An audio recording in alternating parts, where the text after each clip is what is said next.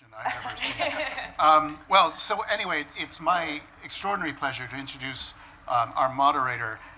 Cordell is the executive director of the Aspen Institute's Socrates program. If you have not become acquainted with the Aspen Institute Socrates program, please, not during this panel, but at lunchtime, please look it up, talk to this man. It is a transformative experience, a 3-day seminar that you do in the beautiful spot of Aspen, Colorado, but also in Maryland and in Tokyo and Bogota. So talk to this man. He's amazing. And I first met you at a Socrates in 2012, and I know him to be very, very passionate about this topic, and he's also a great guy. So take it away, Cordell. Thank you. I paid him to say everything he just said. Good morning, everyone. I'm hard of hearing, I'm sorry. Good morning, everyone. Good morning. Are you enjoying the session so far? Great. Well, have you all heard that fake news is an issue? I don't know if I to believe it or not, but perhaps these folks, who I know to be real because I see them, can help us work through it. We have a very exciting panel this morning. The last one before you move on to the sessions is Illegal, Ill-Advised, and Online are Challenges in the Digital World. We have 2 representatives from platforms, Google and Facebook, respectively, as well as a person that works in the legislature that we can see that way, and an activist, an educator, a person that is on this. So I'm going to talk to each of these folks, introduce them, and ask them a few questions. First, let's start with Monica Bickert from Facebook. Monica, fake news. What is this thing? What is Facebook doing about it? Well, good morning, everybody. The first thing I think we have to be careful to do is define what we're talking about when we say fake news. Do we mean hoaxes? Do we mean content that's sensationalist or content that's misleading? When you think of it that way, you realize there's not just one solution here. There are actually a lot of different things that we have to do, both as a society and as platforms. So I'll talk about a couple of the different efforts that we have going at Facebook. First, a lot of the false news that we see is economically motivated. These are your spammer types who have false news out there that is for the purpose of getting you to click on it to take you off site. So if you can disrupt the economic incentives for those actors, you can actually cut down on a lot of the false news to begin with. That's something that we're focused on. Another thing is authenticity. Not shockingly, a lot of false news content comes from people who are using fake accounts or fake names. That's something that we can tackle by using technology to better identify when accounts are behaving strangely, and then look at those accounts and see if they are authentic or not. But then there's another component to this. There's what do we do if we've got news that is sensationalist or maybe not quite towing the line on truth. I think we'd all agree that we don't want to appoint some company to be the arbiter of the truth. So how do we make sure that people are getting information about sources without saying, you shall believe this and you shall not believe that? One of the things that we think is key to this is giving people information. So now on Facebook, and I should say, by the way, all of this is evolving. So these are things that we are working on right now. I think you can expect that as we learn more, these efforts will change and grow. But right now, we're looking at 2 things. One is, if people report content to us as false news, which we now give you the option to do, we take a look at that. We actually will send it out to third-party fact-checkers. And if we see that there are other articles out there or third-party fact-checkers are disputing certain content, then what we'll do is give information about that to the reader. So you might see, for instance, underneath that article, here are related articles. So you can see the whole spectrum of information that people are sharing about a certain topic.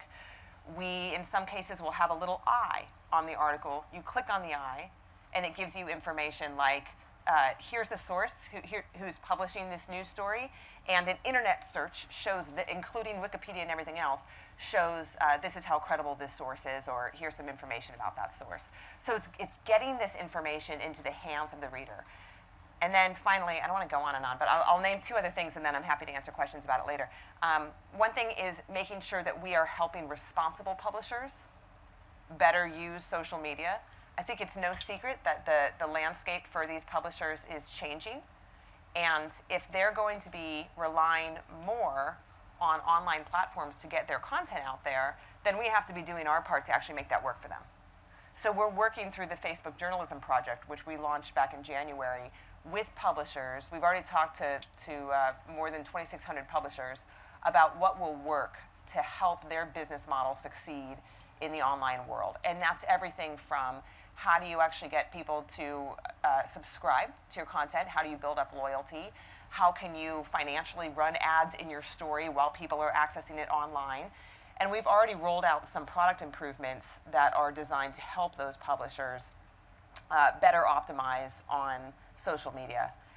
The final point is that, and this is something where we all play a role, is we need to help readers become more sophisticated in the way that they consume media.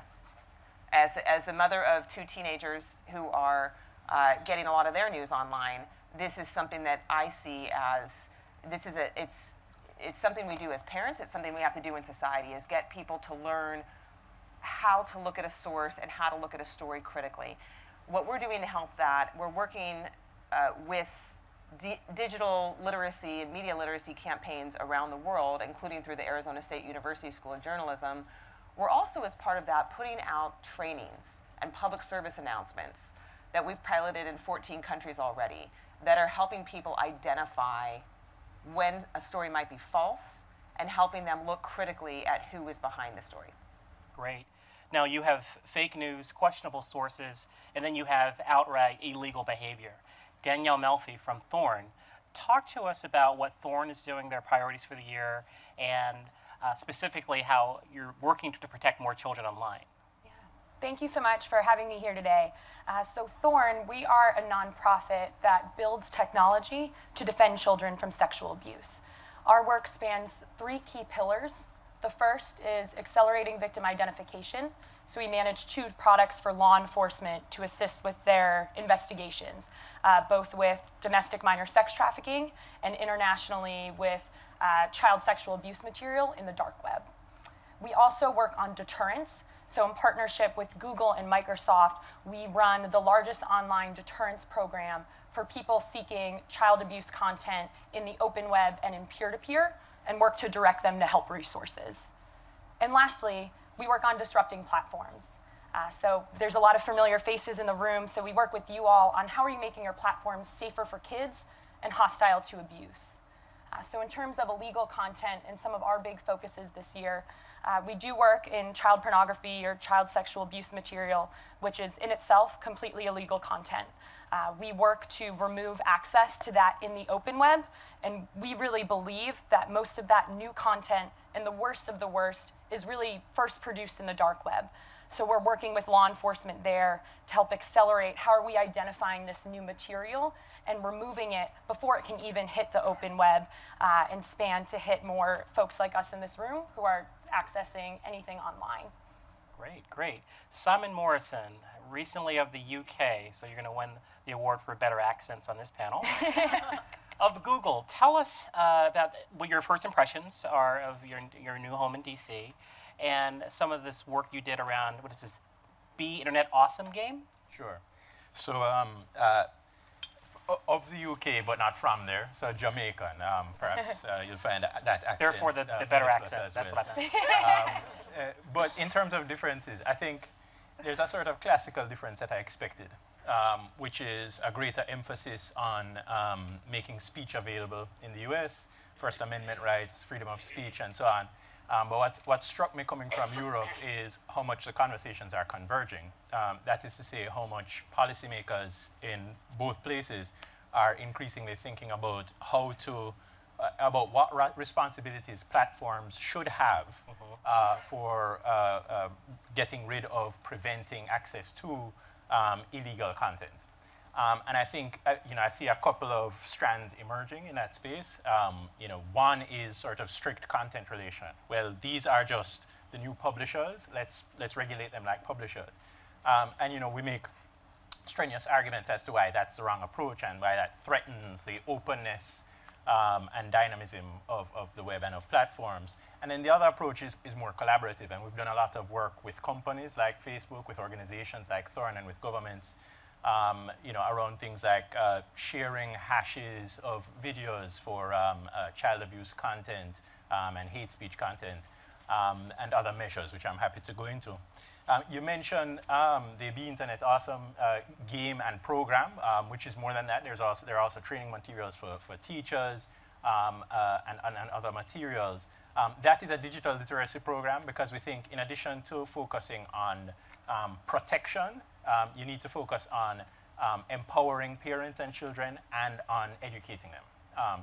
So, a digitally literate child and a digitally literate user is going to be the safest user online, which is the basis for this game and a lot of the other work we do in the digital literacy space. Great, great. And last but not least, we have Brook Scannell of Congressman Katherine Clark's office. Now, the Congressman Clark spoke here last year, I believe. She did. Yes. Can you just catch us up? What has she been up to for the last year? I should say, what have you been up to? Sure. Well, Congresswoman Clark has, for the past several years, worked on the issue of online harassment, which was born out of us realizing that a constituent had been targeted by what was called Gamergate. Prior to that, we had no idea about anything having to do with online harassment, except what the Congresswoman had received herself as a woman running for public office, which is another topic entirely. Over the past several years, we've worked with advocates, with law enforcement, with platforms, and other tech companies to try and figure out how, from a legislative perspective, we can have an impact on preventing or lessening the worst of online threats and harassment. What we understood pretty quickly is that most of what can be done is not legislative, and we try to work with companies and with organizations to promote changes and efforts that would work in the extra legislative sphere to have an impact. But there were holes legislatively. Some of the things that became apparent to us is that local law enforcement doesn't know how to handle threats and crimes that occur online. They don't have the training. They're very well-intentioned. They want to help, but they often don't know how. When we went to the FBI to try and help some of our constituents and others who had been the recipients of really horrendous online abuse, they weren't interested. And when we said, okay, well, what resources do you need to do more and to help more people? They said, well, if you give us more resources, we won't use it for that, which was eye-opening. And we realized that there are some crimes that are occurring that there is not a good way to handle legally because they may go across state lines.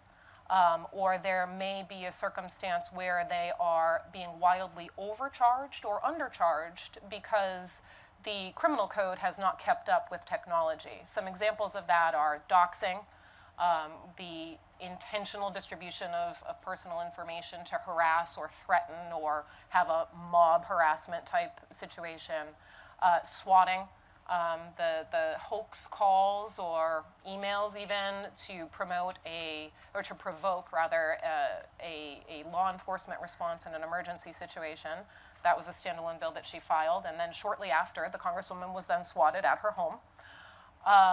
And probably of the most interest to the folks in this room is sextortion, which the Department of Justice has said is the most rapidly increasing threat against children online.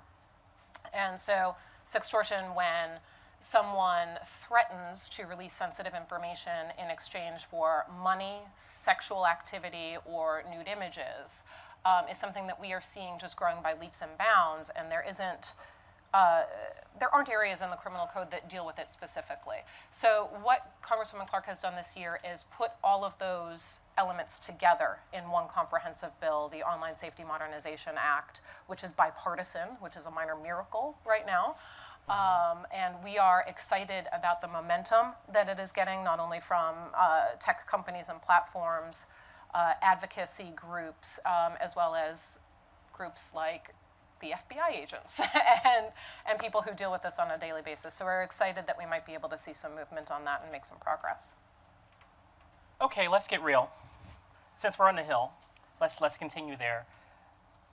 Brooke, do you think we are capable as a governance organization, I'm pointing that way, of fully responding in some real time to this quickly changing digital world as regulatory organization or as an oversight group? Oh, Are we capable of it? No. Okay, what's the gap? Speak to that gap. I think it would be a mistake for Congress to try and be so specific that it doesn't take into account the rapidly changing and evolving ways in which people are awful to each other. No, if you put one specific piece in place, someone will innovate very quickly to be terrible. So to other what is a people. regulatory regime then? What does that look like for this space? It's changing too quickly and folks are very innovative. Sure, What well, is I think a innovative lot of it policy already here? exists, but is not enforced. Okay, tell me more. And that is part of it. You know, it's illegal to go up to someone and say, I'm going to kill you after work. But if a journalist is writing a story and some people don't like it, they can then receive very specific threats, even sometimes with pictures of their home or where they work, and said, I'm going to kill you after work. I know that you leave at 7:30. And that has historically not been taken seriously by law enforcement. That's existing criminal conduct. Yes. And we need to provide the tools for law enforcement to prioritize that and to prosecute it. So, you know, part of what we're trying to do is give additional resources to local law enforcement, but we're also trying to promote the federal government to have more research around how to do this best and to prioritize the enforcement within the Department of Justice, both with the FBI as well as designating U.S. attorneys across the country who would deal specifically with these types of crimes. Monica, when you were speaking earlier, I was hearing all these things that you all are doing without prodding. Right. So I wrote the word proactive. So how are you all proactively assisting law enforcement for illegal activity? Yeah. First, I think you're exactly right. I mean, it is hard to craft, and I was a federal criminal prosecutor for more than a decade, and I supervised crimes against children and women. So this is a special area, was a special area of focus for me as a prosecutor. I'm really sympathetic to the challenges of both lawmakers and law enforcement here. It's really not easy to craft legislation that will address a changing world like we have online. Luckily, and this is the good news, companies are doing a lot without prodding. Look, this isn't how the people who created these social media platforms, this isn't how they wanted these products to be used. And it's actually not good for business. It is really not good for the Facebooks and Googles of the world to have abuse happening in our communities. So when you look at what we're doing proactively, you'll see things like, for instance, the threats that you mentioned, those would be against Facebook's policies, and if we become aware of that, we would remove it. Also, our terms allow us, and we do, to send proactive information to law enforcement if we see that somebody is being credibly threatened. That's something that we do in a case where we see a credible threat, for instance, to a journalist. It's also something that we do, and we work with Thorn and the National Center for Missing and Exploited Children on this, when we see crimes like the sharing or the creation of child pornography or the online enticement of minors to engage in sexual activity. So that kind of relationship where we're proactively sending things to law enforcement, as well as making sure that we are responding quickly to law enforcement when they are giving us legal process, is really important here. We have a legal team that is staffed to respond to requests from law enforcement around the clock all over the world. And that includes an emergency process where law enforcement authorities can say, here's why I need this information right away. And the response times for that are very quick to make sure we're doing our part to keep people safe in the real world. Simon, you have a global perspective in that you were in the UK for 10 years, work on policy. The European Commission, this would have been in September, issued some guidance on the responsibility of platforms there. It wasn't very horribly directive, and I think it softened from its previous version, but I wonder if you can comment on whether you thought this was a particularly good practice that should be modeled by the Brook Scannells of the world, or if this is something you want to get in front of so there's no need for it? So I think Europe faces a particular challenge, which might not travel, although it might, you can tell me, which is that there is a need to harmonize across member states with very different national cultural traditions, different languages, and so on, and divergent legal traditions. Right? So guidance in this way is a means of bridging the gap where those legal traditions have led to different practice. And I think that is very helpful. It also gives certainty it gives some certainty to platforms and some rules of the road when we go down the lines of self-regulatory codes and working with individual governments. Right? It allows us to operate in roughly a similar way across 29 member states. Now, I think there's a key point that's been emerging, which is about keeping up with changes in technology. And like Facebook, our terms of service on something like YouTube go well beyond what the law would require of us. And I think that's key, because as much as we have staff working around the clock, we have automated systems and so on. New things emerge all the time, new problems that we hadn't anticipated. The fact that we're committed to principles rather than the letter of the law means that we can learn and respond. So earlier this year, we were in discussion with several European governments about monetization of videos that appeared to incite or encourage hate or terrorism activity. And we stiffened our policies to make sure, one, that we weren't inadvertently funding any of these videos, but two, that we were making it harder for those videos to be found, shared, and so on. And I think it's that sort of immediate response that can happen if you're committed to principles, working with industry and government, and so on, rather than trying to craft the very specific language that will respond to the problem of today only. So I hear great faith from both you and Monica, great faith in your values and your principles.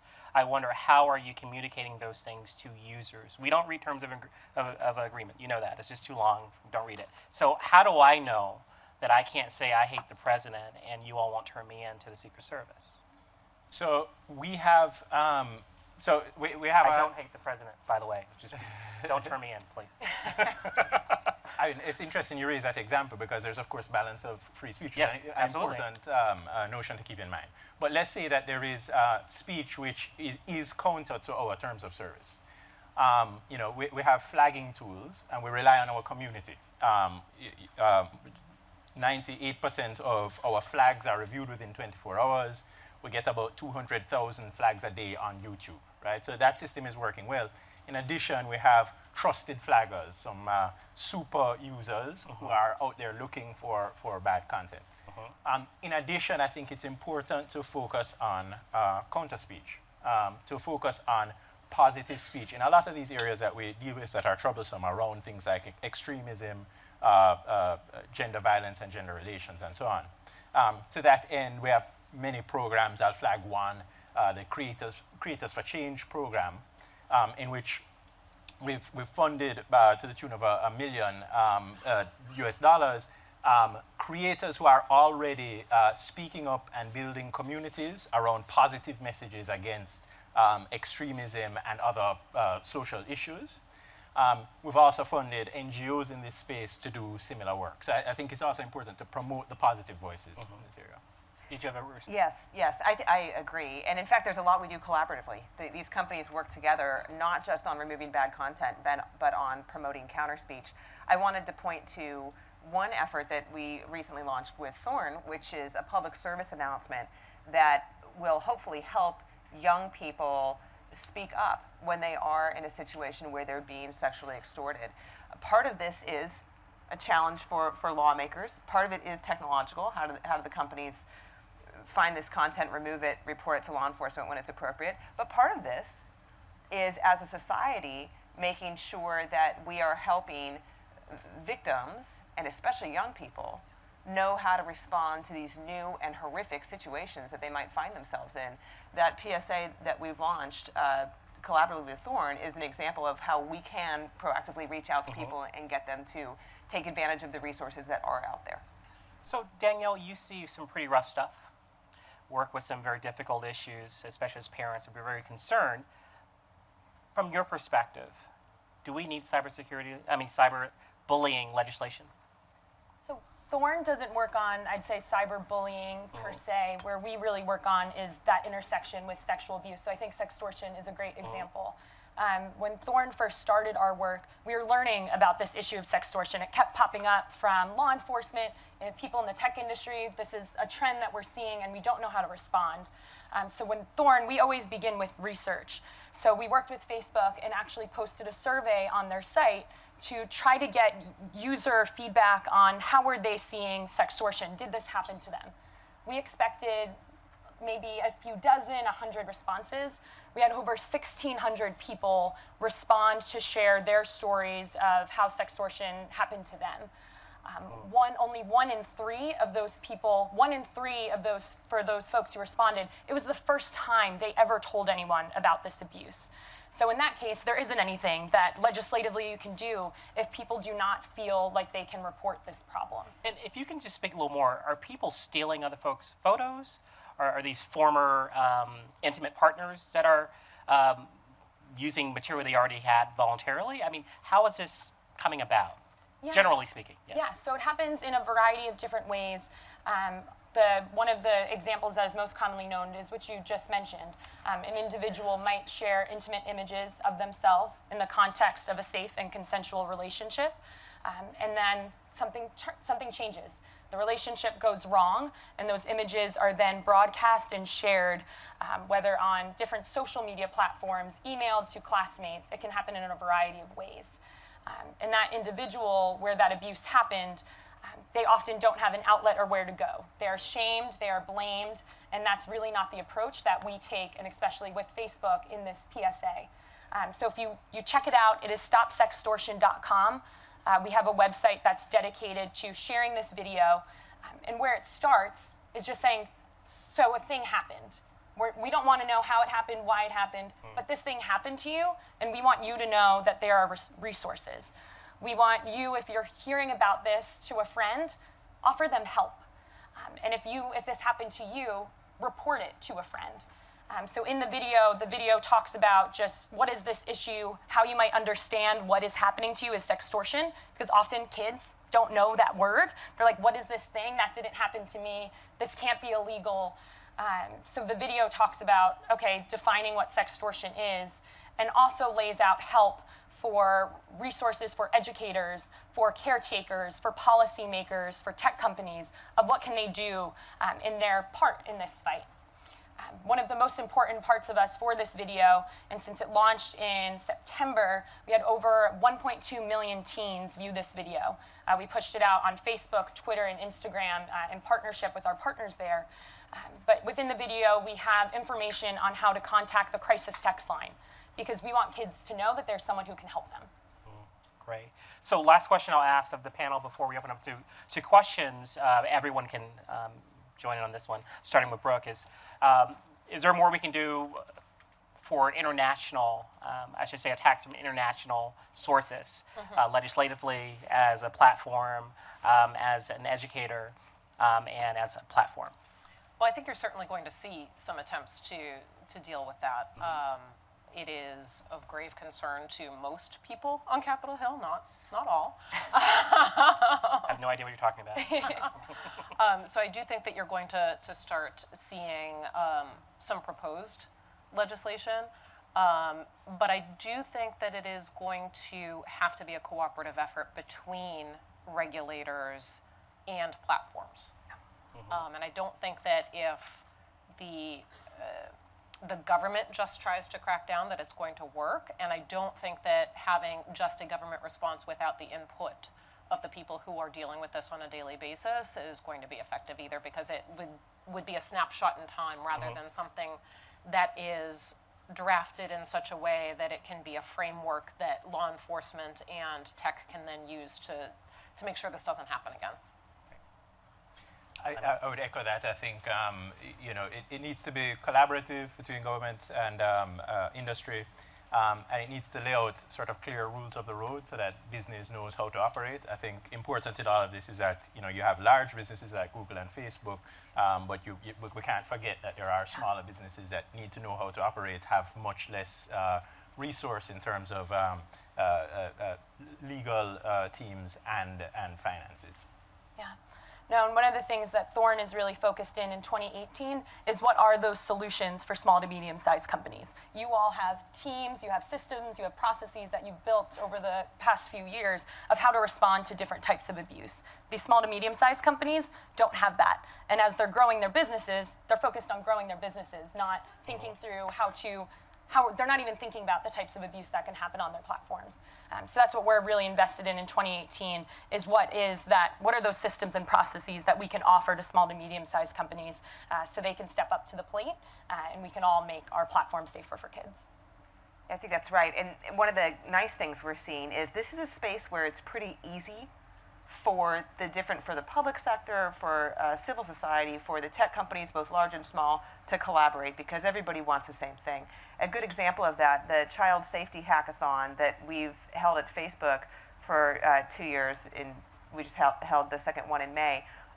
Thorn's there, Google's there, small companies, all the big companies there, but small companies are there. And what this hackathon is we're bringing together engineers from these companies into this space. We're reaching out to the National Center for Missing and Exploited Children and saying, what do you need from a technological standpoint to do your jobs better? And then we're bringing that engineering talent together and trying to produce that. That is pretty cool. And that's an example of these different parts of the playing field coming together and working together. We're also seeing that in different countries around the world, parents want the same thing. They want their kids to be safe. Governments want to help parents keep their kids safe. So for instance, in the UK, we're offering a program now for secondary schools, for every secondary school in the UK, where we sponsor peer-to-peer counseling. We train peer ambassadors so that they can talk to other high school students about how to stay safe online. That's with civil society, and it's with the public sector as well. So we all have a role to play here, but we're, I think, collaborating well together. Great. And I think one thing I would just add there too is where organizations like Thorn and NCMEC are working with a lot of these tech companies on how are we getting the best technology available and applying it towards this problem. I think one of the gaps that we see is how is government investing in that technology, because often we're investing in different technology. By the time it's on the market being used by law enforcement, it's not as effective anymore because technology is changing so rapidly. So what are those sort of public-private partnerships that government can help invest in? So we're making sure that our first-line responders have access to the best technology available to find these kids that are being abused and exploited as quickly as possible. Great, great. What questions do we have from the audience? Where are mics? I see a hand here right in the middle. And to my right and left. Where are the mics? I'm sorry. Oh, here we are. Right here. Hi, thanks for all the information. I'm Jennifer from Charleston, South Carolina with iParent Education. My question is for you, Danielle. And I'm so glad that you first of all brought that word sextortion out, because I think that, I'm a parent as well. I think that hearing that word makes me think of something really going on that is not something that could happen with my children or with my friends' children. But what age are you seeing this the most in? Are we talking like, elementary, middle, or high school kids, or just a mixture of both? Yeah, so with the video that we're putting out, we've targeted 13 to 18-year-olds, and we're seeing it happen younger and younger. Because I didn't have a smartphone with a camera on it when I was in middle school and high school. Our kids have access to that now. So how are we talking about it to kids younger and younger so they know what are the options available for them if something bad happens? So I'd say the middle school to high school. Yeah. Let's go to my left here. Mike, there you go. Right here. Yes. Yes, I'm Deanna Lamson from Utah, and we develop some materials for schools, and I'm so grateful for what you're doing. Each of you have a piece of the puzzle. So we're talking policy and legislation and law enforcement and platforms. So all of that seems to be what we're trying to do after the offense has occurred. And I'm just wondering, from the perspective of educators and parents, what would you recommend to say, what can we teach individual children, families, communities, schools, before it ever gets there, before all of that content gets out there? Are there some critical principles that you think need to be in that educating or in that conversation? Who wants to take that? I'll start, but then I should kick it over. That is a big part of the puzzle to us, getting the message out there. We've had a campaign now for years. It's a Think Before You Share campaign that's designed with exactly that in mind. But the landscape continues to change, and the way that young people will encounter educational information like that continues to change. So one of the things we're doing is talking to parents and educators at roundtables around the world, and then coming up with localized solutions. That UK secondary school peer-to-peer ambassador program is an example of figuring out what works to get the message to young people before they're in the situation. Yeah, and I think for us, we also really like to think about what are just the safety measures that kids can take to take control over their own online safety. How are they password protecting their devices? If they're taking photos, how are they making sure those photos are secure so they can protect themselves if anything would happen in the future? Great. Take a question from a gentleman here in the gray, in the front table here. Thank you. Great. Hi, thanks. Toby from Australia again. My question is to Brook. One of the things that we're talking to our law enforcement partners about is how we might assist them to better understand or better train their frontline police in responding to complaints about sextortion, about the range of online crimes that you described. Most of the frontline staff that are working counters in police stations don't have any understanding of how to respond to the question, what do I do next? How do I preserve that evidence? In your view, what's the best way to roll out that training, and what sort of thoughts have you given to that strategic response to that unmet need? Sure. So we've been talking to local law enforcement, district attorneys, attorneys general, the FBI about that very question. And one of the biggest challenges that we have here in the United States is a lack of resources. Most municipalities have had massive budget cuts. The federal government doesn't give as much money to the states, and the states then don't give as much money to the municipalities. So they are understaffed, and they don't have training budgets to send people to conferences and whatnot. So part of what we're trying to do is, one, set up a clearinghouse federally for best practices for how to do this, and then provide $20 million in grants, which really is a drop in the bucket, but $20 million in grants for that local law enforcement training. Outside of legislation, though, what we've started talking to, and some of our partners here, what we've started talking to industry about is how we can work together to try and make sure that they not only understand how best to interface with a victim, but also how to interface with a tech company. How to have an appropriate warrant. How to word their complaint so that the people who are doing intake of these law enforcement inquiries understand exactly what the problem is and how that they can be helpful or how they can guide them to get that information. And part of what we also think is that sometimes law enforcement has a role to play with the online safety prevention portion of this as well. So we want to look at that. But we do think in the short term, because government doesn't work particularly quickly, the best option is likely going to be a partnership, a public-private partnership, and it is most likely going to have to be something that is available online. Because of those budget constraints. But we do think that there is a possibility over the longer term to train people centrally in a much more concentrated way, which we know is more effective in law enforcement training, and then have them go back to their home states and train other people there and have more of an exponential effect. Great. One more question from this side of the room, in the back here against the wall. Thank you. Ann Collier, piloting a social media helpline for schools. I love what I was hearing you say about youth agency, empowerment, and role in protecting each other. But my question is about your point, your really important point, I think, Danielle, about small to medium companies. And then there's this other piece, and that's international companies, small to medium or even large. For example, the software engineer in Saudi Arabia who created Saraha is a challenge for helpers to youth. Musical.ly, which is a Chinese company, has offices in Santa Monica, but a very, very different culture. And we don't know a whole lot about the online safety conversation in that part of the world. Can any of you speak to what's being done? For example, can Saraha go to that hackathon, Monica, or, or has Musical.ly been invited? I'm sure it has, but maybe the work is more on the technical side of things, in the discussion about machine learning and algorithms. There was a great conversation at IBPA about that from Samir Hinduja. So I'd love a comment on that, please. Yeah, I'll take it. Hi, Ann. Collaborating across industry is something that we've done in child safety for years, and we're doing it in other areas as well. Here's some of the challenges. First, staying on top of who the new companies are, because you have these companies start, and it is literally an engineer in some country.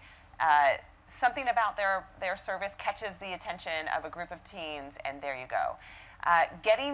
Identifying those services and then getting them into the room, finding a way to contact them. We've literally, both with child safety and with terrorism, we've literally looked for contact information for some of these companies, and you actually just can't find it. Once we can find it, the good news is the will is usually there. Like I said earlier, even the smallest of companies, they might not have the understanding or the resources to combat these issues, but it's not a lack of will. They generally are not there for the bad guys. So it's on us, the tech companies, to once we can find out who these companies are, to actually get them into the room. Now, it doesn't solve it, just getting them in the room. There are certain things we can do well together. We can show them how the threats are manifesting themselves on our services. We can say, here's how sextortion is looking on Facebook or on the other services, and that opens their eyes.